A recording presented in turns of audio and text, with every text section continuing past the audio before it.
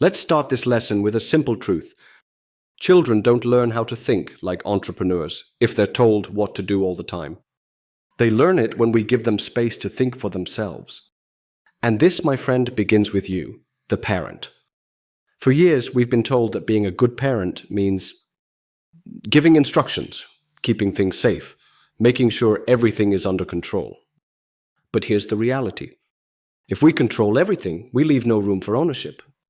And without ownership, there's no creativity, no initiative, no learning from mistakes. Entrepreneurship doesn't grow in perfect order. It grows in chaos, questions, and curiosity. Now, I want you to think about this. Have you ever watched your child build something without help? Maybe it was messy, maybe it didn't work. But you saw that spark, the joy of figuring things out. That's what we're protecting here. That's the mindset of someone who will one day lead, not follow.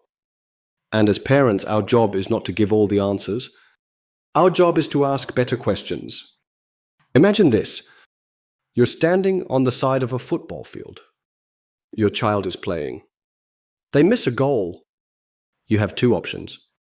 Wait. Let them figure it out. And after the game, ask, what would you do differently next time? That second option. That's the entrepreneurial parent mindset. It's patient. It's empowering. It's hard. But it works. We're not here to script their success. We're here to help them write their own story. Here's something we don't say enough. Children become confident when they feel trusted. Not when we praise them. Not when we fix everything for them. But when we trust them enough to try, even if they fail. And failure? That's part of the process. Every great inventor, artist, and entrepreneur has a long list of things that didn't work. So when your child fails, pause. Instead of saying, why did you do that? Try, what did you learn? What will you try next? Those questions open doors. They teach resilience. They build self-belief. They're worth more than any school grade. Let me share something personal. Years ago, I was working with a group of 11-year-olds on a project. They were building their first mini business. One team made a product that completely failed on launch day. No one bought it. They looked discouraged. Some wanted to quit. But one kid, I'll never forget this, turned to his team and said, okay, so this version didn't work.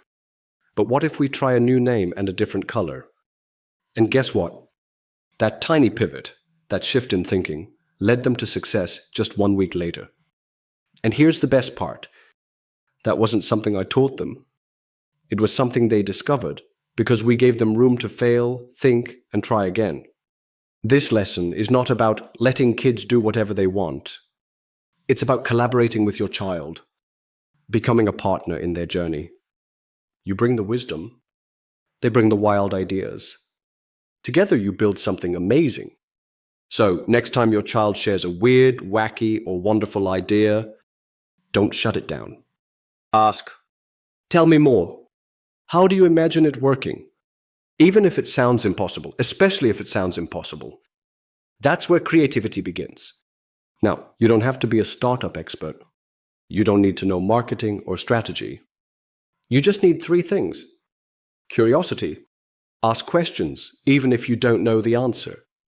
Permission to not be perfect. Let things be messy. Courage. To let your child try, fall, and grow. Now, I'd like to leave you with a small challenge. Sometime this week, when your child comes to you with an idea or even a problem, pause before you respond. Instead of solving it, ask them, how would you solve it? If anything were possible, what would you try? Let them lead. Even if their solution isn't practical, that's okay. You're building something much more important than a perfect result. You're building their ability to think for themselves, to trust their voice, to become creators, not just followers. So, in the next lesson, we'll dive into how children actually learn best. Not from lectures, but from doing. But for now, I want you to remember this. The entrepreneurial mindset doesn't start with tools or tactics. It starts with you, the adult who says, I believe in your ideas. Let's figure it out together. See you in the next lesson.